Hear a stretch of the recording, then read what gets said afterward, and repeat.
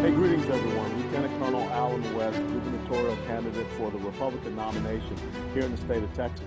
And I'm joined by Joeylynn Mesaros, did I get it right? That's right. And, you know, there's a very interesting story that came out of the 2020 election cycle that a lot of people, especially on our side, the conservative side, were not aware of, but the left is. And that was the quote-unquote incident involving the campaign bus that had Kamala Harris on it coming down I-35 through San Marcos. A lot of stink was made of it, but if I'm correct, Joeylynn, they did an investigation, the San Marcos police, and they saw it was a big nothing burger.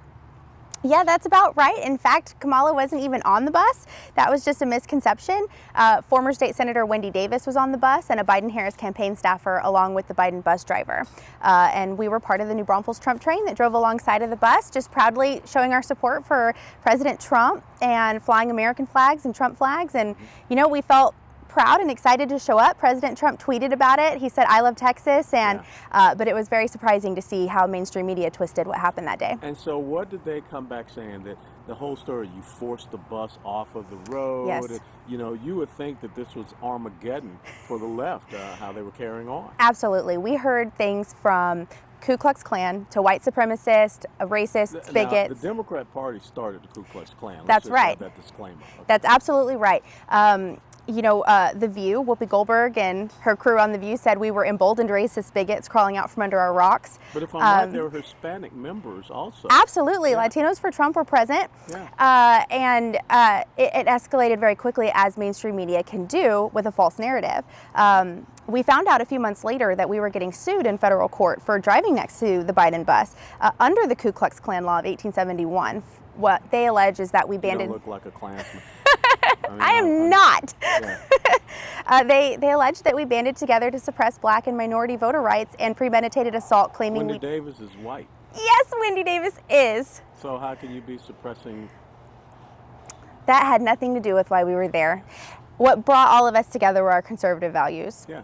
And so, you know, you're going through a lawsuit now, and of course how the left does it, I call it lawfare. Absolutely. Where they bring together all these big-time lawyers, and, you know, it's really hurting you as far as what you're having to do. I mean, you have a GoFundMe page or something along that line? We do have Give, Send, Go. We were concerned that GoFundMe would shut it down and reimburse our donors. Our legal fees are over $200,000 to defend our First Amendment right and to prove that their lies are malicious and frivolous.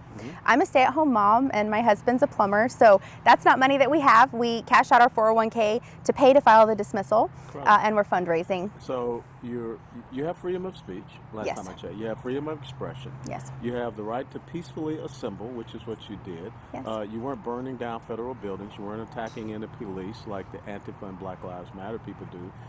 And so I'm trying to understand, the San Marcos Police Department did not file any charges against you. No. There was nothing. So that's right. What's the nexus of this? That's right. There are no criminal charges. This is merely a civil complaint. This is triggered politicians and Democrats and liberals claiming that they are traumatized and want financial compensation. Oh. Maybe we should get them a safe space and a puppy to rub.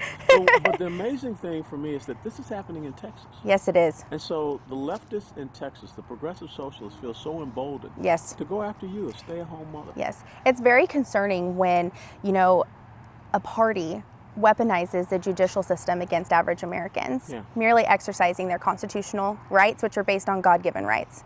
So it's important that we stand up and speak out and tell our story and encourage others to continue speaking out, because what they're trying to do is chill free speech and discourage people from joining together and meeting together and exercising free speech, because it goes against their narrative. And so we care more than ever about being louder. This is the nature of fascism. It's the nature of what progressive socialism, Marxism is all about. It's the intimidation, the coercion, the instilling fear, and ultimately it can be the violence. And so that's what they're doing. They're threatening your life and your livelihood, and they're trying to send a message through you. Now, here in Texas, you would think that you would have all the support in the world from, you know, senators and from your House member. I mean, what support are you getting? It has been shockingly little. We expected to have an overwhelming amount of support, and we've had to fight tooth and nail for every bit of it.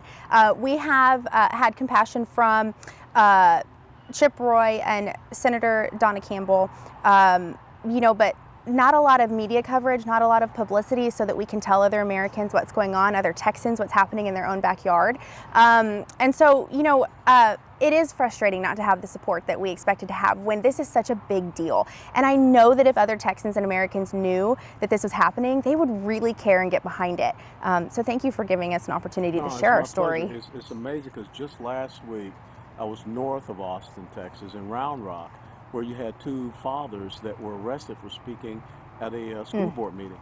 And now here we are, you're being just harassed. Yeah. It's the lawfare. Yeah. Because you did nothing but sit in the vehicle and ride down I-35. Yes, and it's threatening to bankrupt our family.